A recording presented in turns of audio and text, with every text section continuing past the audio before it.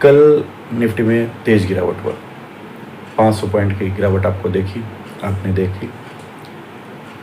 लेकिन साथ ही अगर आप देखेंगे तो ये तो आपको पता ही है कि ये जो गिरावट है, ये गिरावट आपको ईरान और अमेरिका का जो युद्ध है वो फिर से एक बार मतलब असमंजस स्थिति बनी हुई है और कुछ क्लियर नहीं हो पा रहा। फिर से दोनों के बीच में लड़ाई शुरू हो गई है, दोनों एक दूसरे पे हमला कर रहे हैं। अमेरिका ने भी हमला किया है, ईरान ने भी अमेरिका के बेस पे हमला किया है।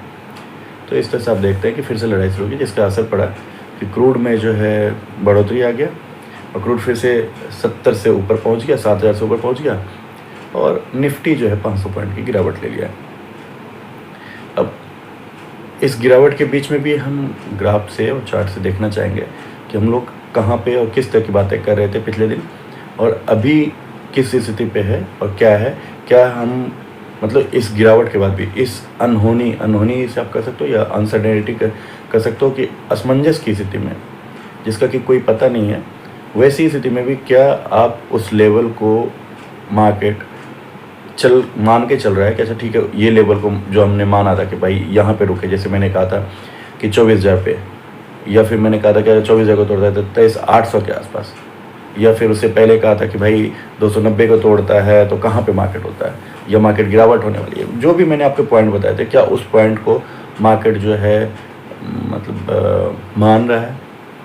अगर मान रहा है तो हमारे लिए अच्छी बात है, क्योंकि हम तो पॉइंट को देखते हैं ना, मार्केट में या वर्ल्ड में क्या चल रहा है उससे तो आपको चार्ट में देखने से कोई फ़र्क नहीं पड़ता। हमें फ़र्क इससे पड़ता है कि चार्ट या मार्केट जो है हमारे लेवल को जो है रिस्पेक्ट कर रहा है या नहीं कर रहा है। अगर रिस्पेक्ट कर रहा है तो फिर आपके लिए अच्छी बात है। तो चलिए हम लोग उसी को देखते हैं। सबसे पहले देखिए आप, मैं ये 15 मिनट का खोल के रखा हूँ। मैंने आपको कहा था कि मार्केट ने पिछले दिन एक गिरावट दिखाया था क्लोजिंग के समय, और मैंने ये कहा था कि ये जो गिरावट है वो नीचे की तरफ बना हुआ है। अब देखें, एक मैंने कहा था कि ये यहाँ पे नीचे की तरफ बना हुआ है। ये गिरावट नीचे की तरफ बना हुआ है, इसके कारण से क्या है, इसके गिरने के चांसेस ज़्यादा हैं। एक बार को ये खुलेगा तो नीचे गिरेगा, लेकिन ये यहाँ पे आके रुक करके और फिर यहाँ पे करते हुए बाहर जा सकता है। ये मैंने कहा था आपको, अगर याद होगा तो। लेकिन अगर मैंने कहा था कि अगर ऐसा कुछ नहीं होता, अगर कुछ, क्योंकि मुझे उस समय तक मैंने न्यूज़ पे फोकस नहीं किया था। मैं आपको बता दूँ, मैं न्यूज़ पे ज़्यादा फोकस नहीं करता, मैं चार्ट के लेवल पे फोकस करता हूँ। तो फिर उस हिसाब से देखें, तो उस हिसाब से अगर मैंने कहा था कि अगर मानो कि उसके बाद अगर मानो से गिरावट होती है तो फिर ये नीचे की तरफ जाएगा, तो वो अलग बात है। और नीचे में मैंने कहा था 24,050 आपका सबसे पहला लेवल बनेगा।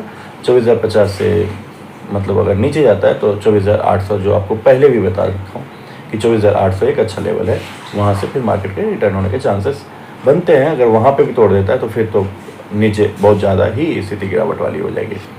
तो उस पर हम देखते हैं कि सबसे पहले मार्केट क्या हुआ। मार्केट ओपन ही होता है आपको इस लेवल से बहुत ही ज़्यादा गैप डाउन में कहाँ पर है, 24,290। देखिए कि ये जो हमने लाइन खींच रखी है ना, इस लाइन के नीचे ओपन हो रहा है और ईएमए से ऊपर जो है आकर के ईएमए के पास टकरा करके फिर इस लाइन के पास आकर के आता है अपने सपोर्ट लेवल पे, जहाँ से कि ये फिर, और याद होगा मैंने क्या कहा था कि ये गिरावट की स्थिति है। तो इसमें क्या करेगा, मार्केट अगर थोड़ा सा ऊपर जाता है तो वहाँ से आपको नीचे के लिए आप पोजीशन ले सकते हो। अगर कल का आप वीडियो जाके देखो, मैंने क्या कहा था कि ऐसी स्थिति है कि क्योंकि गिरावट का जो पोजीशन बना है, मार्केट जो नीचे गिराया है, इस स्थिति में मैंने आपको यहाँ से बोला था कि यहाँ से मानो अगर ऊपर जाता है और इस लेवल पे आता है जो मैंने 24,400 के आसपास बताया था, वहाँ आता है, तो वहाँ से फिर एक बार नीचे के लिए आएगा तो फिर आपको एक अच्छा सा यहाँ पे बाइंग यानी पुट में बाइंग के लिए मौका मिलेगा।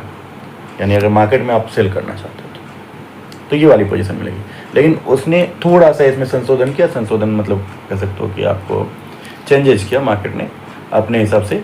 मार्केट हर एक बार आपकी बात नहीं करता कि भाई यहीं मैं स्टार्ट होऊंगा। तो मार्केट स्टार्ट कहाँ पे लिया, मार्केट ने स्टार्ट जहाँ पे लिया वहाँ से मार्केट ने थोड़ा सा ऊपर किया, तो थोड़ा सा जैसे ऊपर आया तो फिर आपके लिए यहाँ पर पुट बाय के लिए एक अच्छा मौका बना, जो 24,195 के आसपास बनता है। 24,195 के लेवल पे बना, और जब इस लेवल पे बना तो उसके बाद इसने देखो क्या किया, उसके बाद मार्केट ने गिराना शुरू किया। जो पहले से तो पहले गैप डाउन हो गया, फिर यहाँ से ये ऊपर नहीं जा पाया, ये ईएमए और सुपर ट्रेंड से ऊपर नहीं जा पाया, और यहीं से इसने एक रिवर्स मारा। रिवर्स मारने के बाद ये नीचे आया, और फिर क्या हुआ, हमारा जो अगला लेवल था 24,200, 290 के बाद हमने देखो अगला लेवल एक पहले से बना रखा है, ये यहाँ पे आके मार्केट रुकता है। रुकने के बाद फिर यहाँ पे अभी भी ये सस्टेन नहीं कर पाता, थोड़ी देर तक रुकता है, और अगर मानो ये काफ़ी लंबे समय तक रुकता है तो एक समझ में बात आती है कि चलो ठीक है, मतलब अभी गिरावट नहीं होने वाला, यहाँ से रिटर्न हो जाएगा मार्केट। लेकिन क्या हुआ कि मार्केट यहाँ से फिर आप देखते हो कि यहाँ से फिर एक बार फिर से गिरावट मार्केट पाता है, और इस बार लंबा गिरावट आता है, क्योंकि इस बीच में शायद न्यूज इसी बीच में आया था और इसने मार्केट को गिरा करके सीधे सारे लेवल को 24,000 को तोड़ते हुए, क्योंकि एक लंबी गिरावट आई, एक न्यूज़ आया और इसने सीधे स्टॉप लॉस को तोड़ते हुए 23,800 के आसपास आपको लेकर आता है। अब देखो 23,805 के आसपास से आता है, और यहीं पर लास्ट के समय पे थोड़ा सा इसने रेजिस्टेंस दिखाया है, थोड़ा सा इसने लड़ने की, फाइट करने की क्षमता दिखाई है, और थोड़ा सा रिटर्न होने की क्षमता दिखाई है।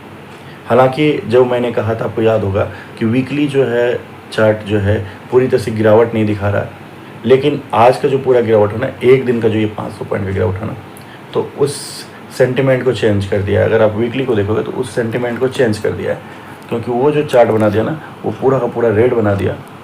देखो पूरा का पूरा रेड बना दिया। हालांकि अभी भी जो है वो अपने लेवल के बीच में ही है, अगर देखोगे तो ये नीचे। अब ये जो पूरा का पूरा रेड बना दिया है ना, अब ये पूरा सेंटिमेंट ही चेंज कर दिया है। हालांकि ये पूरा वीक अभी हुआ नहीं है, तो अभी इसके बदलने के चांसेस हैं। अभी 2 दिन है अभी इसके पास, 2 दिन में बदलने के चांसेस हैं कि हो सकता है कि ये वापस आए तो रेड बना हो सकता है, या हो सकता है वापस आकर के फिर से प्लस में बन जाए, या हो सकता है कि छोटा सा डोजी बन जाए। डोजी बनने के ज़्यादा चांसेस बन सकते हैं। लेकिन फिर भी अगर यही कैंडल रह जाता है, या फिर से अगर मानो आज का न्यूज़ में गिरावट चूँकि बना हुआ है, अगर यहाँ से सस्टेन करता हुआ ये 24,000 तक जाए, 24,000 के पार से फिर से नीचे आता है, तो फिर इसके गिरने के चांसेस बनेंगे और इसके लो होने के चांसेस बनेंगे। तो ये वीकली हमें बता रहा है, ठीक है। अब इसे 15 मिनट में देखो, 15 मिनट में भी वही चीज़ है कि अगर ये यहाँ से मानो खुलता है और किसी तरह से थोड़ा सा सस्टेन कर पाता है, थोड़ा सा ये ऊपर जा पाता है, ऊपर जाते हुए 24,000 तक आ पा रहा है, तो फिर ये एक रेंज बनाएगा 24,000 से 895, 900 वाला, ठीक है। और फिर कोशिश करना चाहेगा कि ये ऊपर जाने के। अगर ये यहाँ से 24,000 को नहीं तोड़ पा रहा है अभी, तो फिर ये नीचे आएगा और इस रेंज में घूमता रहेगा, किसी न्यूज़ का वेट करेगा, नीचे या ऊपर के लिए। मतलब आपको इसमें तोड़ना है कि लेवल के हिसाब से आपको खेलना है। अगर ये 24,000 को ऊपर तोड़ता है तो ऊपर के लिए खेलो, तो अगर 24,000 के ऊपर को नहीं तोड़ पाता और यहाँ पे ही रिटर्निंग एक दिखा देता है, एक रिवर्सल आपको यहाँ पे मिल जाता है कि भाई फिर से यहाँ जाने के बाद यहाँ पे एक रिवर्सल दिखता है, तो फिर नीचे आएगा। और अगर यहाँ पे इसने ब्रेक किया, यानी कि काफ़ी देर तक टिका रहा और एक ब्रेक किया ऊपर के लिए, तो फिर ऊपर के लिए, ठीक है। चलिए फिर मिलते हैं, धन्यवाद।